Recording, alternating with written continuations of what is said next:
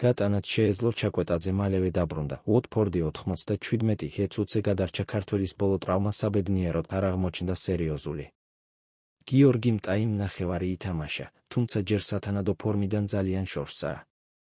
გიორგი ჩაკვეტაძე წინა მატჩში მიღებული ტრავმის მიუხედავად უოტფორდის სასტარტო შემადგენლობაში ვიხილეთ ჩემპიონშიპის მე-20 ტურის საშინაო მატჩში შეფილდ უენსდეისთან 1-1. გიორგის უკვე მე-5 წუთზე გატანა შეეძლო, თუმცა მისი დარტყმული სტუმართა მეკარემ აიღო. ის 47 ჯერ შეეხო ბურთს და 20 ზუსტი პასი გააკეთა. ქართველი ნახევარმცველი 69 წუთზე ტომინსმა შეცვალა. ჩაკვეტაძე ჯერ შორს არის სათანადო ფორმისგან, რაც ბუნებრივია. თითქმის 8 თვიანი იძულებითი პაუზის მერე მან 4 მატჩში ჯამში 166 წუთი ითამაშა.